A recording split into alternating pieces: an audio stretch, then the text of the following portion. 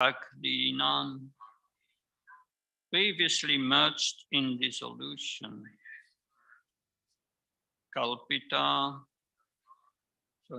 Kalpita asmi,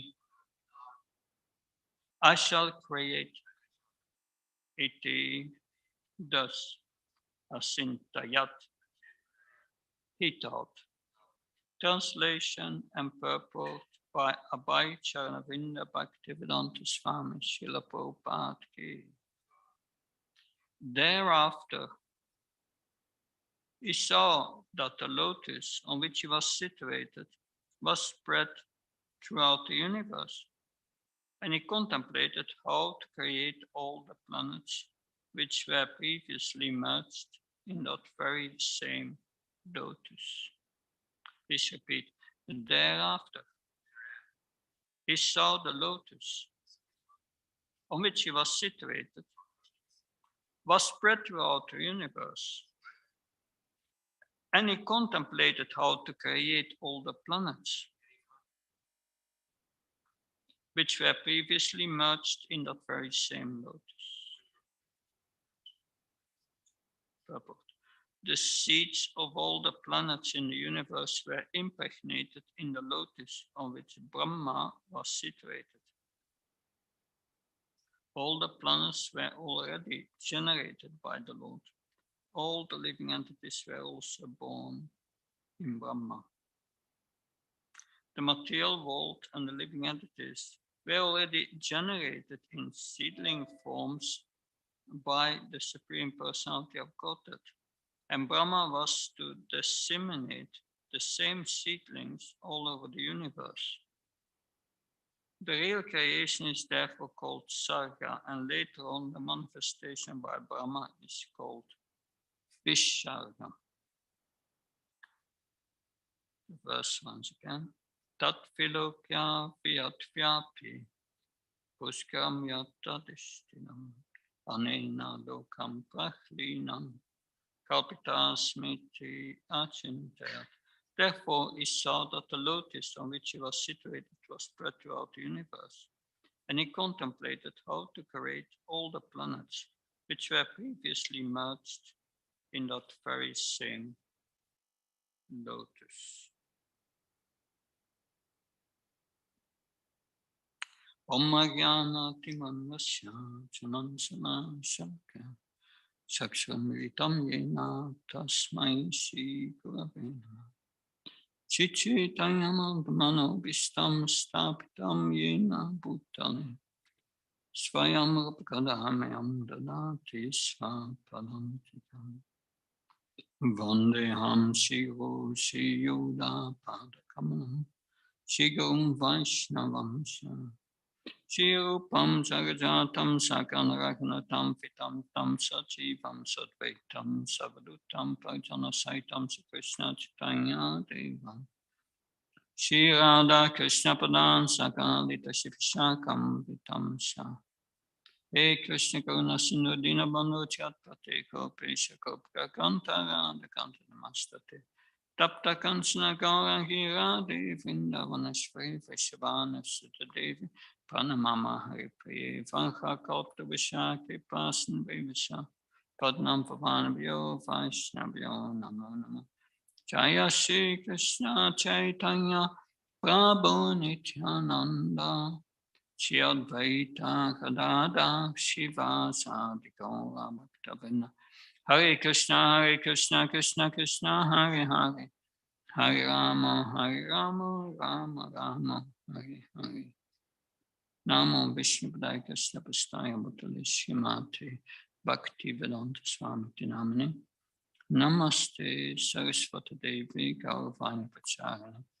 Nirvishesha Sunyavadi Paskachai Desatane.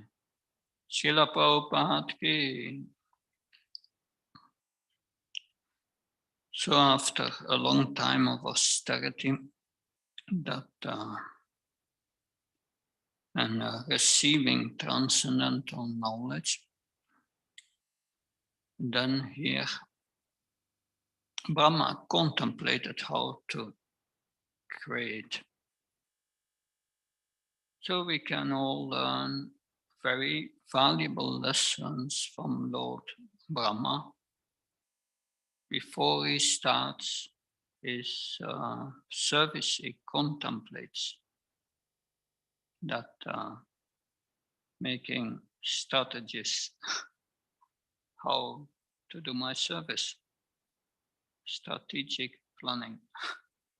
That when Srila Prabhupada was in Vrindavan 3 days before he left this world, that Bhakti Damodar Maharaj was with him, and late in the night they were discussing preaching strategies to the last moment.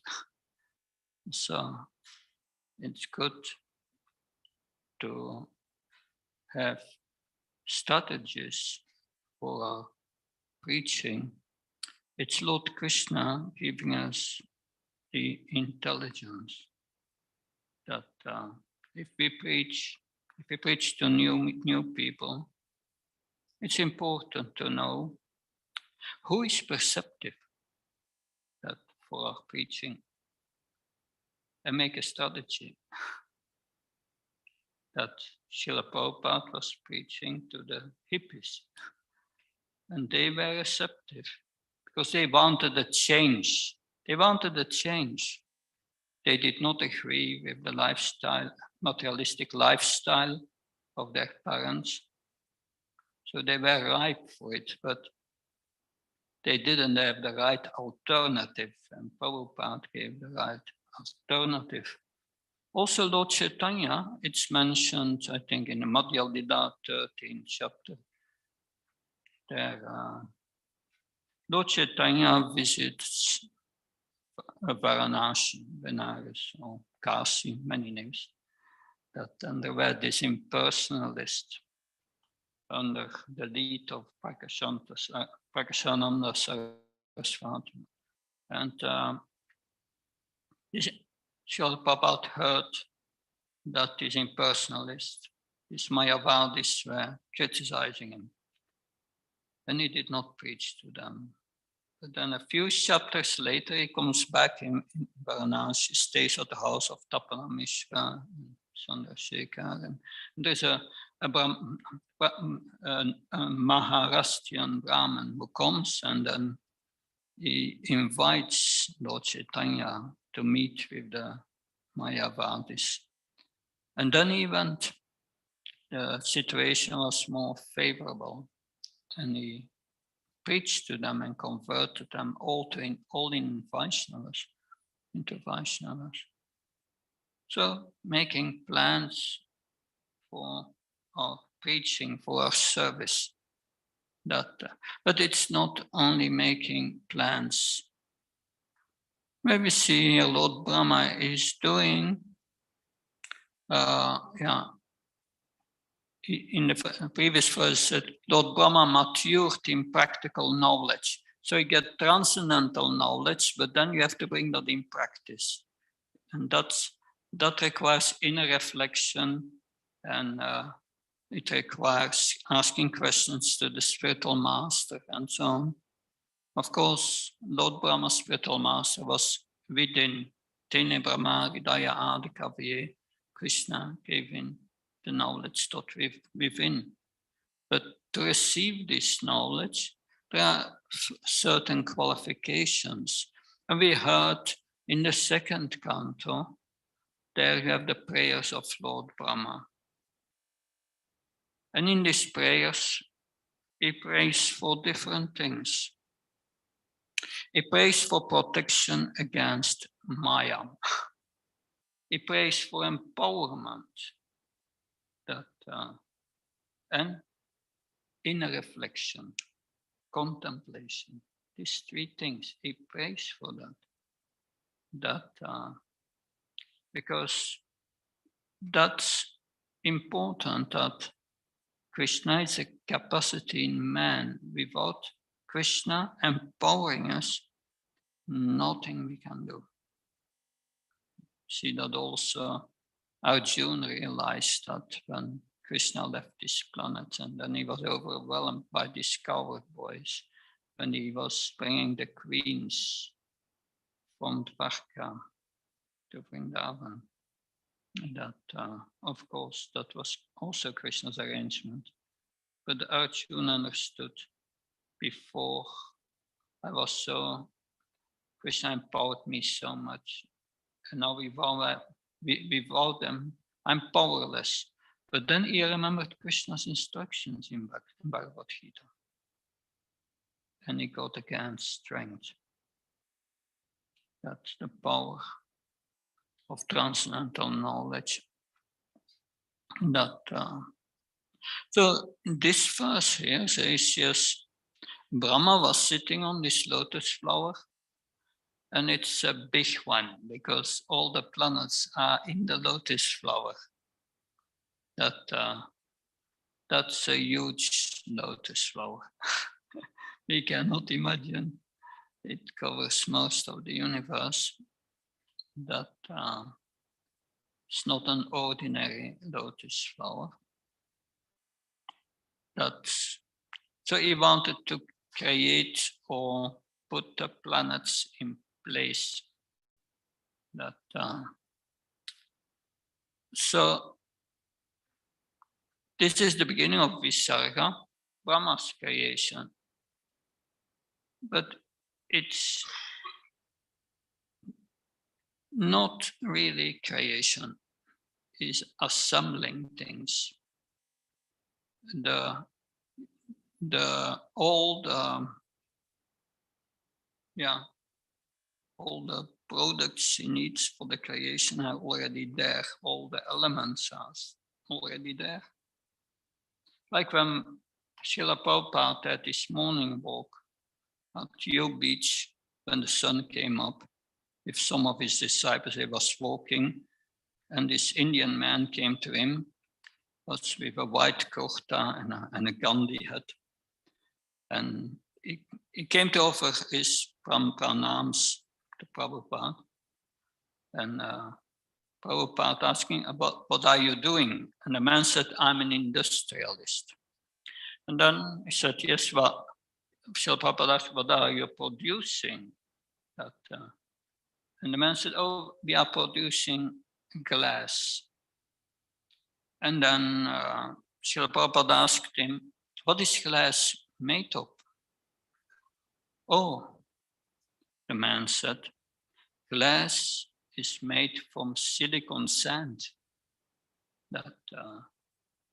Oh, Srila Prabhupada said, to who belongs the sand? Where does it come from? Who produces it?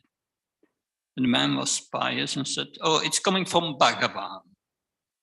And so Srila Prabhupada then said, oh, you are stealing from Bhagavan?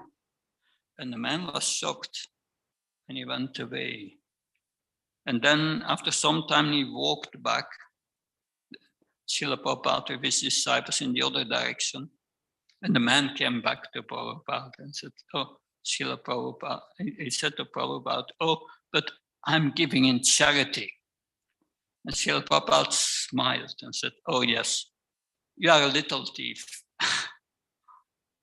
Anyway, it means we are not producing anything in this world. We can change the form, assemble things, but we are not creating. So Brahma, he reordered all these planets and made 14 planetary systems and divided it in 3 parts: the higher planets, the middle planets, the lower planets. But the seed of the planets was already in the lotus flower. So that means that everything in this universe is Krishna's energy. That it's coming from him. Maishivamidam Pudam Sutramana Kanaiva. Sutramana Kanaya, like pearls are strung on a thread, on a thread. That's if we look at an earthen pot, finally it's earth inside, the element earth. And nobody can create earth. That's created by the Supreme Personality of Godhead. So, but that is an important lesson here, that everything is resting on the energy of Krishna. Lord Krishna speaks in Bhagavad Gita about two kinds of energies, Bhumirapanalava, Kama, and Buddhavsa, Ankaritya, Vina Prakatyastate. These are my 8 separate material energies, Krishna says. Earth, air, ether, fire, mind, false ego, that water, mix it up a bit. That's 8 elements and false ego at the end. And then aparyamitastamyam prakatim vidime param. But besides this lower material energy, there is the higher energy, the spiritual energy. But it is all Krishna's energy, everything we see. And it's not just Krishna's energy. Krishna says, Maya dakshana prakati chutachecha characham. I control all these energies. He's controlling all these energies every moment. So this vision of seeing Krishna everywhere is explained in Bhagavad Gita, and in the Bhagavatam in so many ways. Vidya Vinaya Sampane Brahmana Kavayasti Nishun Shivshva Pakacha Pandada Samadakshina.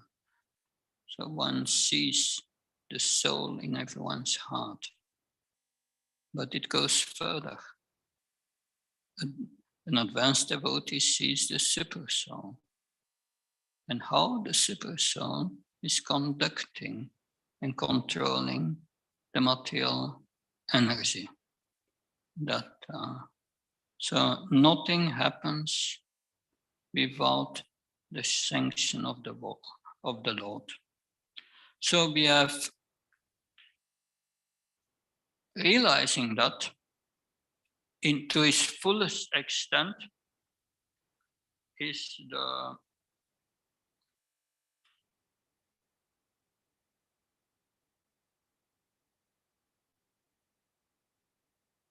Uttam Adhikar, that Uttam Adhikar, this is explained in the Bhagavatam 11-45. Sarva Bhutesya Pashat Bhagavan Bhagavad Bhavam Atmanaham. Bhutani Bhagavatatmani Esa Bhagavatottama. So the Uttamadikar, the highest devotee, that he sees Krishna everywhere in all beings, in everything. So we see here that Brahma has this elevated vision. He creates. We will hear more about the creation first and the 4 Kumaras soon, and all the visions of creation. And we see how Brahma will create from his mind. That Brahma has not a body as we. He has even not a body like the demigods. He has a causal body, a very, very subtle body. a body made of pure intelligence that is nearly a spiritual body. It's and is empowered by the Lord to create just by his consciousness. He adopts a certain mood suitable for creating a certain type of living entity. And he creates without the botheration of a mother, of a wife, Srila Prabhupada said, just from his mind. And Brahma himself, he creates, but he himself does not really know how he does it. How he does it. But that's also the case for us. That your heartbeat, how does it happen? Do you know? After eating, the digestion is going on. Do you know how it happens? Your blood is going to your veins. Do you control that? No. So that is the understanding that point makes one change one's behavior and inner attitude. It is said here that so after long penance and transcendental knowledge of self-realization had matured Brahma in practical knowledge. He matured in practical knowledge. That's important. How did Brahma mature in practical knowledge? It was before the creation, but still he matured in practical knowledge. How did that happen? The process by which Brahma got his practical knowledge is the same process as we in Krishna consciousness will get the practical knowledge. And that's explained how this happened in the Bhagavad Gita, that Tesham Satayuktam Vacham Pritipavakam Dadami Buddhyogam Tam Yena Mam Priyantati. If one serves Krishna with a little love, the Dhamma Krishna gives Buddhi Yoga, and this Buddhi Yoga is exact this practical knowledge. It means realization. Because in the next verse, Krishna explains that. Tesham evana kampartam amma jnana chamtava nasa jamatma bhavastu jnana dipana pashvata. I enter the heart. Of course, Krishna is already there. And with the lamp of knowledge, he helps the devotee how to practice this knowledge. Srila Prabhupada writes in the purport, even if a devotee is not so intelligent to understand the scripture and so on, if he serves with a little love, Krishna will give him his knowledge from within. Of course, there is one problem for us. Pretty Purvakam, a little love. Even that little love we don't have. We don't know in this world what is love. That we take it for dust. In the Chaitanya Charitamrita, Srila Krishnadas Kaviraj spent a whole chapter explaining the difference between lust and love. And we can hear it, but to practically get it. But if we don't have this little love, this Priti Purvakam, how then can we advance? Well, Krishna made the arrangement in Bhagavad Gita. Tatvinapane partner, pariprasna sivya protection teham, janas tatvadakshna.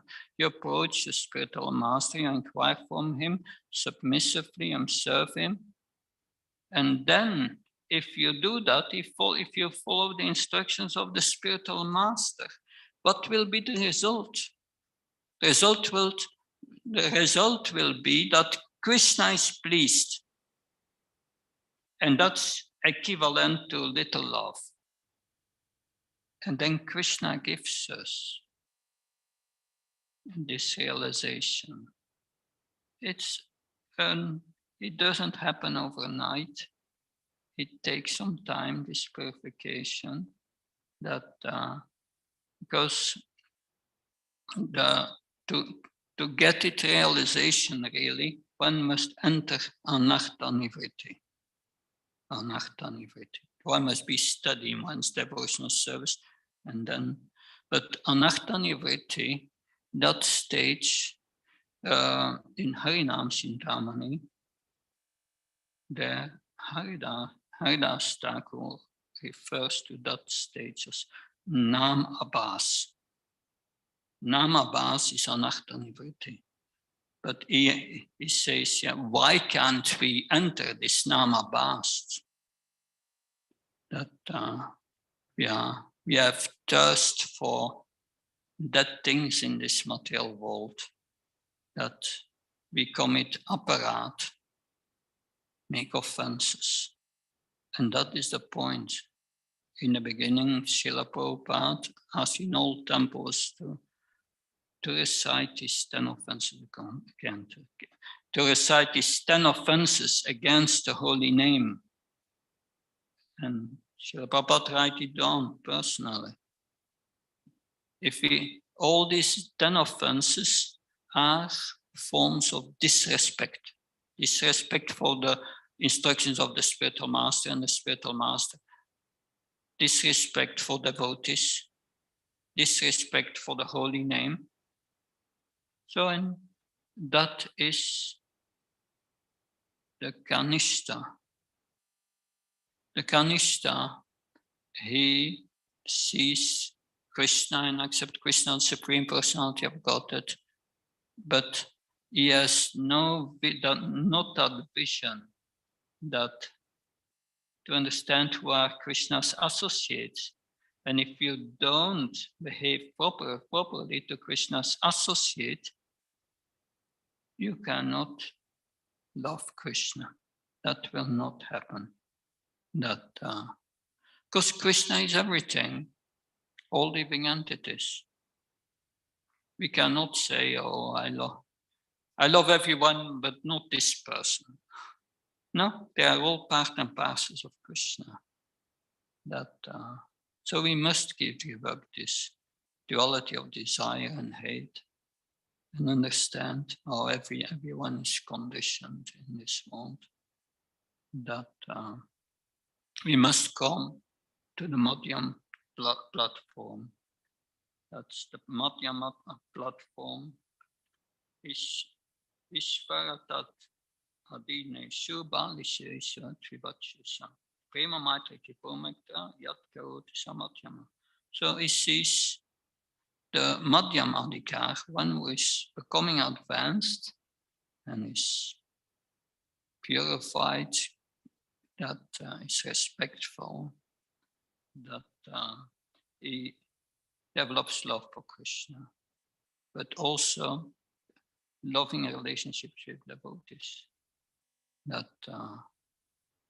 And he wants to please Krishna with preaching, but by following his instructions in Bhagavad Gita, he preaches to the innocent, to the devotees, to the innocent, not to those who are envious of Krishna.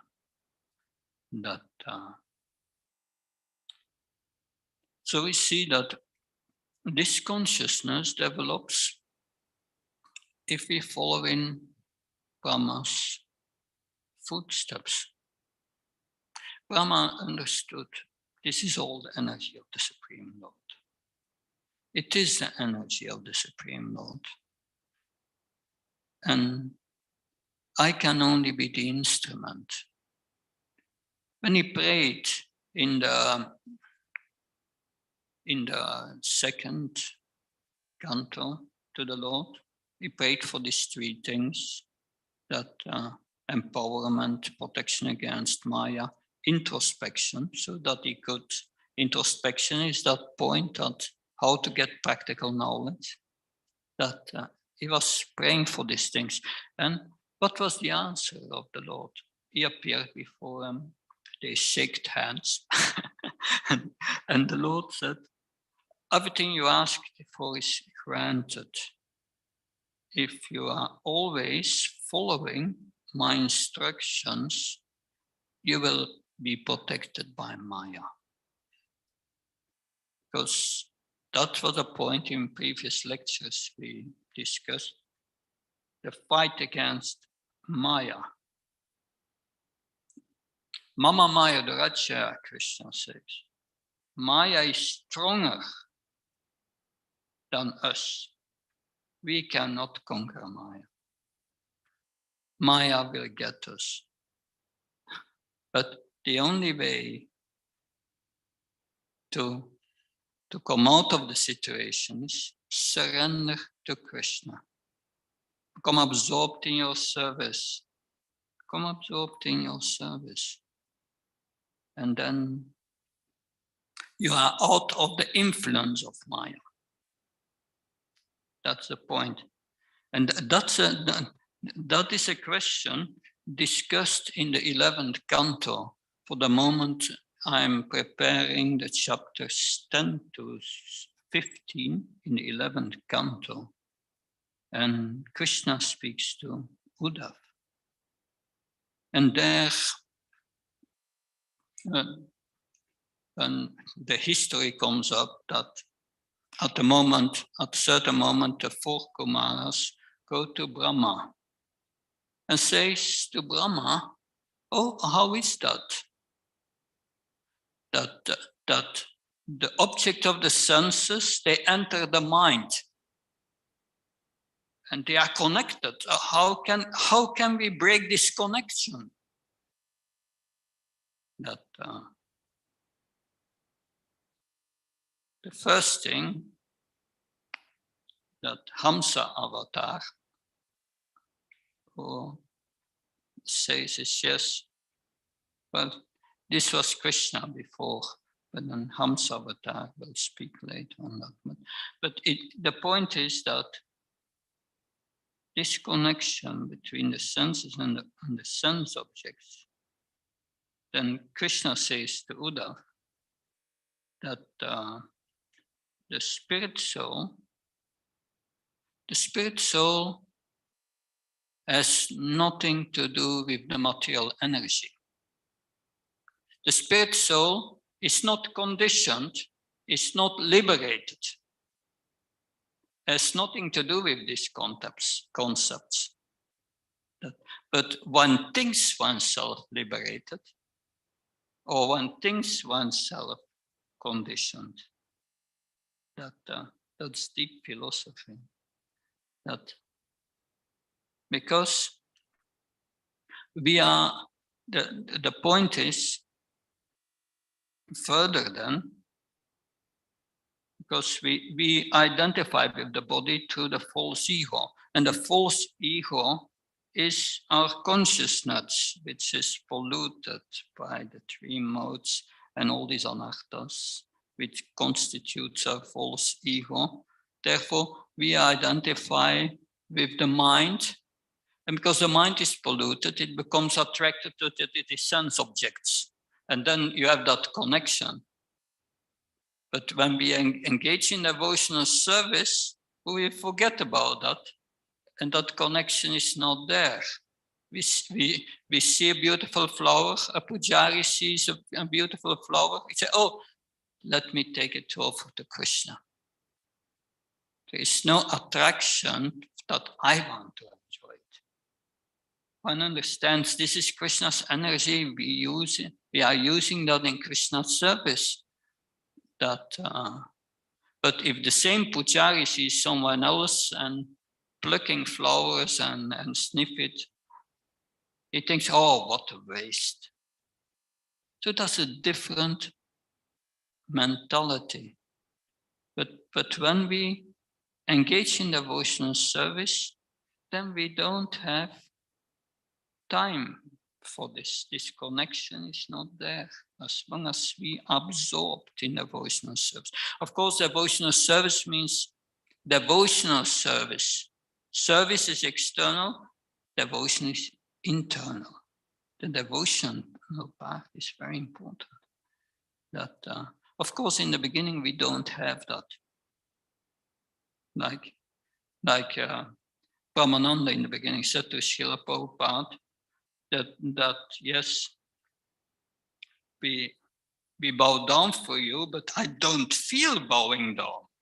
And Srila Prabhupada replied, you just bow down, the feeling will come. So that's important. If our motivation is right, then we will become purified. And in the beginning we have already affection, but then really love, that comes later. But then one has the realization, if one has a good sadhana, then the first thing to come out of this so-called attraction between the object of the senses and the mind is understanding that you are not the mind. It's very important. If we want to advance, we have to become observers of the mind. What's happening in my mind? Oh, it's going there. That's not good. You should bring it back. When it wanders, you have to bring it back. Observe your mind. Observe the world. And don't go into it with attachment. Just look at the cinema of the mind, what it is. Look at it and let it there. And then, because if you observe the mind, what's happening in the mind? Desires come and ideas come and so on. Where are the ideas? Why is that coming into the mind? That Sarvasya Samridishani Vishtamata Shmidriyanamapamsa. Krishna says, I give remembrance and knowledge, everything in the mind, and all the endeavors in the mind. It's all Krishna doing as a super soul. But if we become the observer, then the soul with desire will guide the intelligence to engage the mind and the senses in Krishna's service. And when it's engaged and dovetailed in Krishna's service, then that connection between the sense objects and the mind is not there. Krishna is in your mind. That makes it much difference. And then you come out of the influence of Maya. But you must learn to do that always. And that's a great challenge. Of course, we are not like the gopis. When Krishna was taken by Krura to Mathura, then the gopis said that they came together and said, he has left us. So why should we continue to think of him? He's now the object of affection of the damsels of Mathura. So why should we still think of him? Another gopi said, yes, let's forget us about him. Let's forget how beautiful he is. And then another gopi said, yes, let's forget how he danced with us. Then another gopi said, yet let's forget how he smiled with us. But they could not stop thinking of Krishna. They could not be deviated from thinking of Krishna for a moment. They wanted Krishna out of their mind, but it was not possible. The great yogis, they tried to meditate on Krishna and so much trouble. and they cannot get Krishna out of their minds. That's interesting. I heard that story here in America in the 70s somewhere. Maybe you can confirm, of maybe you have heard about it, but there was a devotee. He was 2 years doing book distribution, and then he blooped. And 2 years later, the devotees were visiting him. And they said, "How are you doing?" Well, he said, I'm trying to forget Krishna, but every day he comes into my mind. So yes, you try to forget him. That's what I found an interesting point. But when we follow Brahma here, we pray to the Lord for empowerment. And then this practical knowledge, it means that we are only an instrument in Krishna's service. Nirmita Matram. And if we get that humble disposition and try our best to serve Krishna with whatever he gives us, that just to please Krishna, then Krishna can do those wonderful things to us. Srila Prabhupada in Markini Bhagavad Dharma, this poem that he wrote when he arrived in Boston, he writes, yes, that I can only be your instrument. I'm like a puppet on a string. So if you want to make me dance, let me dance. That you have given me the name Bhaktivedanta, but I'm just, if you want, you can make this true. And if I can be your instrument. So that's Srila Prabhupada, his humility, understanding that he was just an instrument following the instructions of his spiritual master. This requires great simplicity and faith. Paradeva, yeah, what's that quote? Just by following the instructions of the spiritual master, that with great unflinching faith, all the imports of the Vedas are revealed.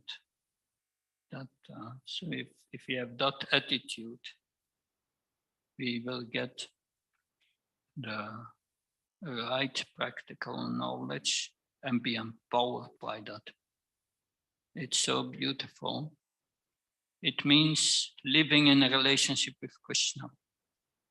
This is the basis of living in a relationship with Krishna. This mood of surrender, that which starts with humility. So thank you very much. Any questions or comments? Corrections? All right.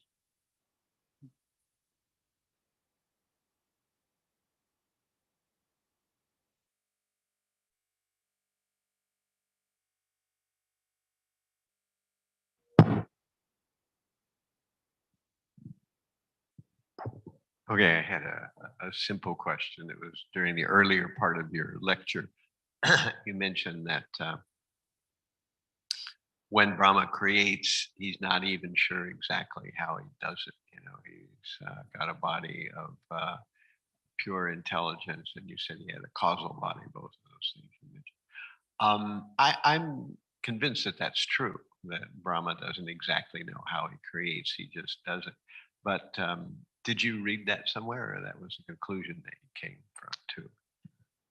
I read it somewhere, but don't ask me where.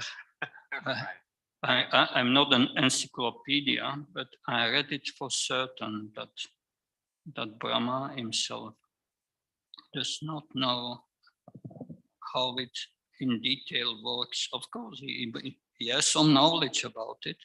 He knows how to do it, but he is an instrument of the Supreme Lord, and it is factually Prakriti, yeah, it is Mayadaksana Prakriti, the super soul who makes everything working. That, yeah. Well, we see that even in our own lives, that there's so many things that we do unconsciously that actually require a great degree of precision, but somehow we manage to do it without knowing exactly how it happens. Yeah, just you are speaking words. That speaking is done by the super soul, not by us. We are only desiring that you move your hand. It's Krishna moving your hand. So an Uttamadikar sees Krishna in that way every moment. Every moment. Even the karmis have no good theory of how children learn languages. Yeah. You know, that you're born into a family and you learn the language of that family, and they have this idea that maybe the mother says the same word like cat over and over again. And eventually you associate cats with the word. But I mean, how many words are there? And certainly that's not the way it usually happens. Somehow or other, children figure out how to learn a language. And later on, if they try to learn a different language, it's much harder as an adult to do it. Yeah, but as a child, I was born in a Flemish family, Dutch, but I heard French from my birth. So that's natural to speak French or Flemish. And as a child, my father brought me to Germany because he had been war prisoner in Germany. And then we went on vacation in Germany, that every year. And 1 month and I heard German there, so I speak basic German. But it was a whole endeavor to learn English. And now I'm trying to learn some Hindi. Yeah, I know some basic Spanish, but it's a whole endeavor. But as a child, it's natural. You take it up, and that yeah, it's certainly true. Thank you. Yes.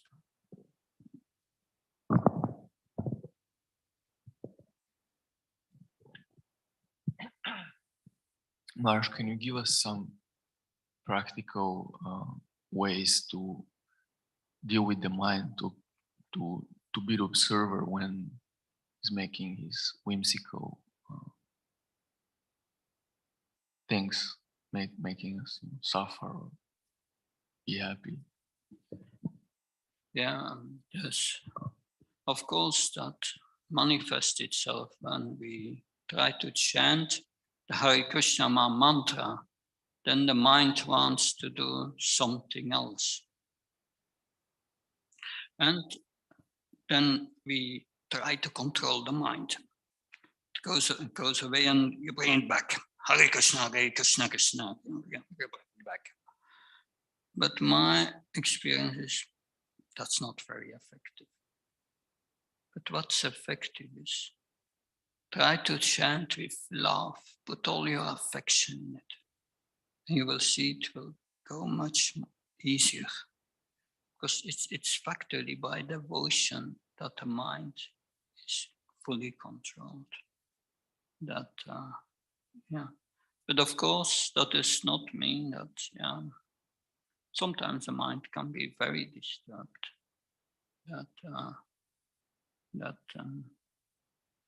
And then it's good to have a good sadhana to live in goodness.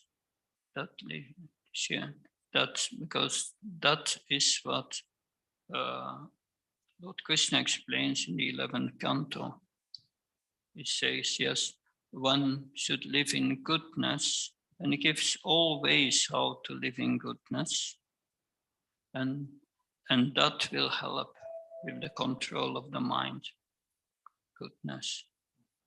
That, if one is in goodness, one will come to the realization or get the power to understand that I'm not the mind. But that's also coming from a good sadhana.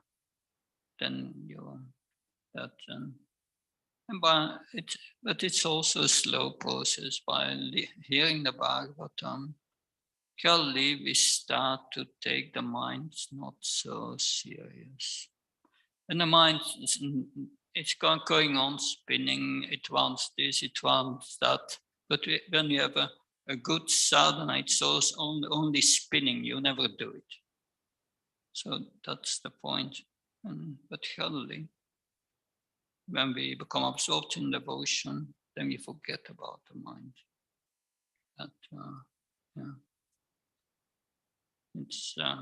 That's yoga, controlling the mind, and that's done factually by devotion. That's a factual control.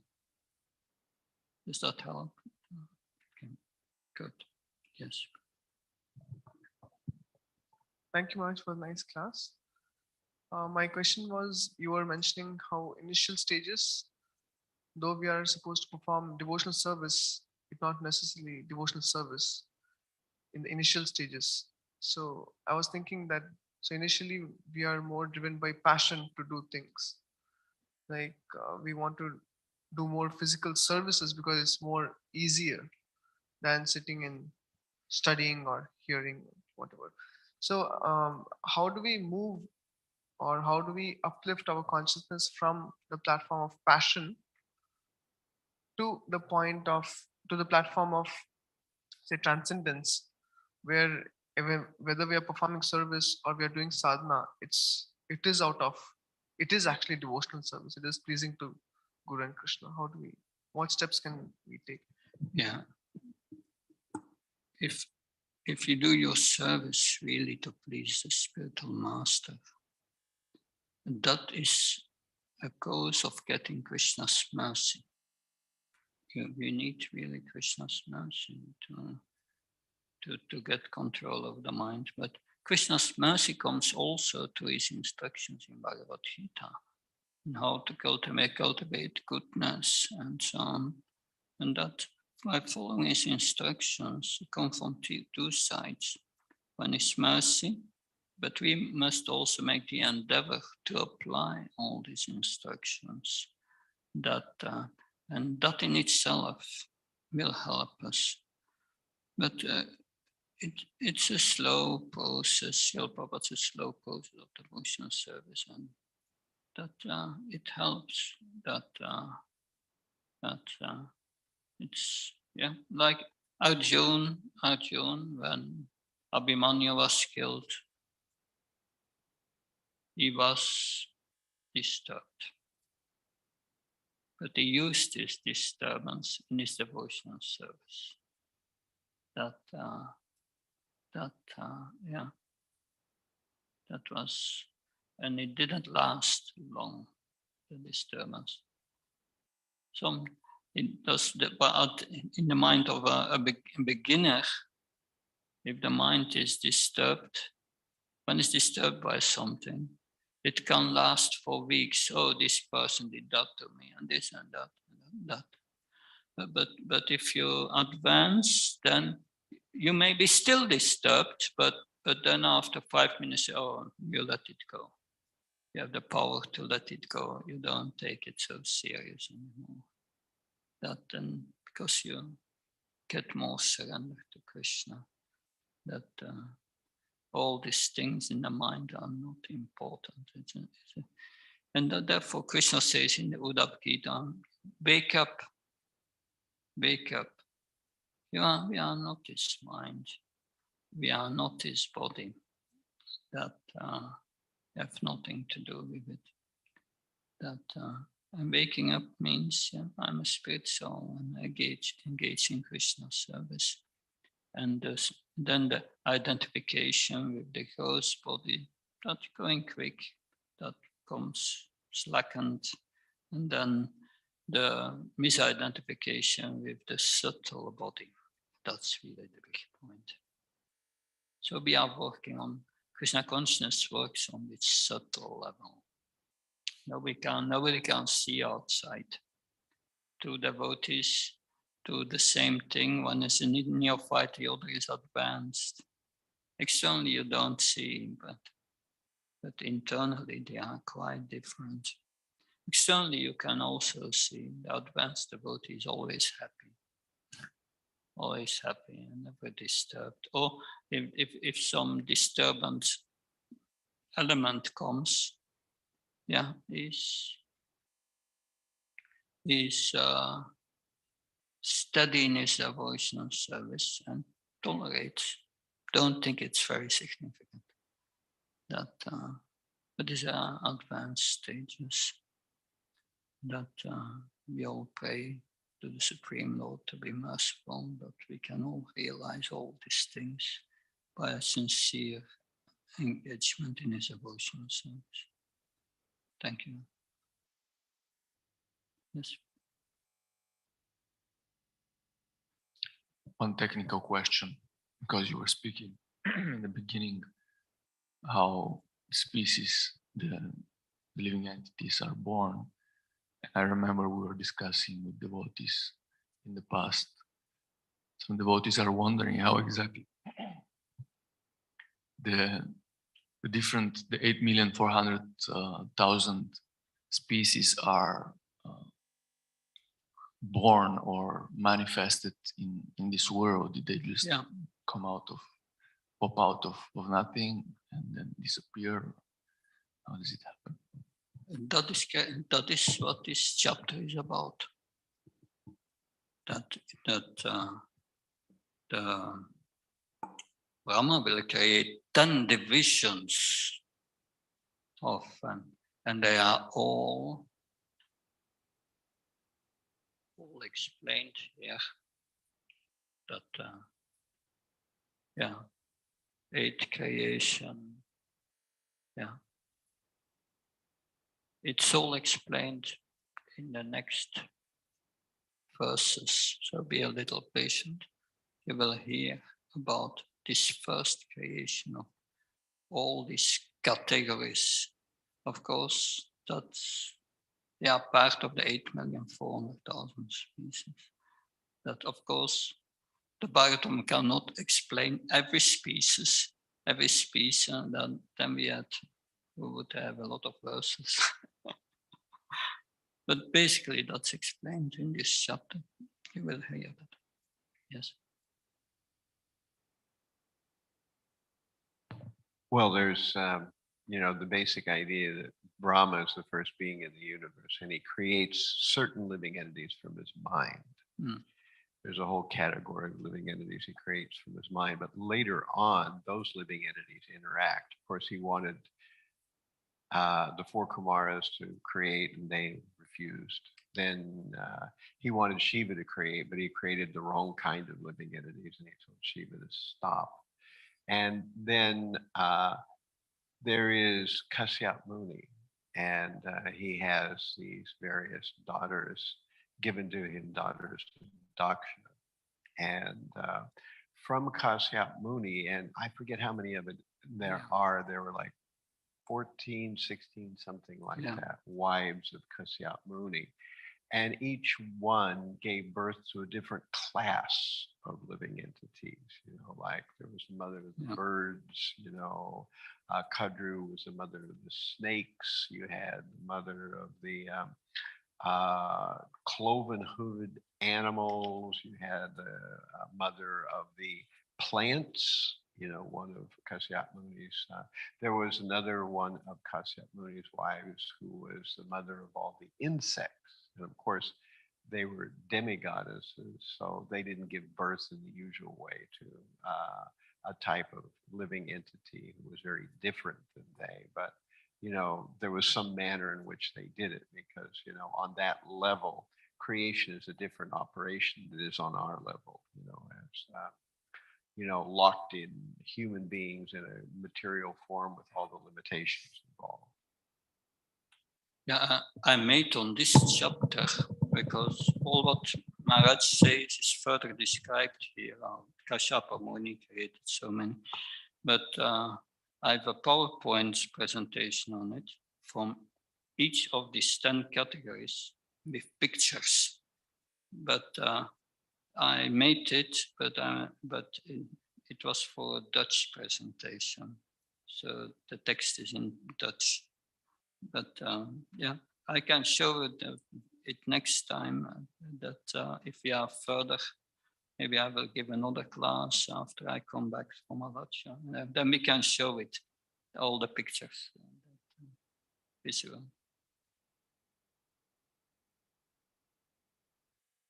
An interesting thing that, with all the talk about Darwin and evolution, that if you look at the fossil record, there's a period where suddenly a huge amount of species appear.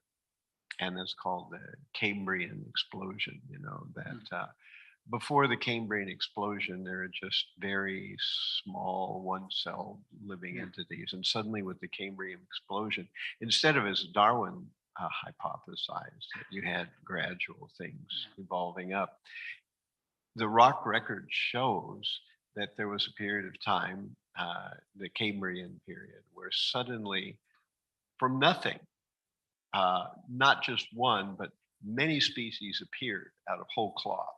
They just appeared. And what's that?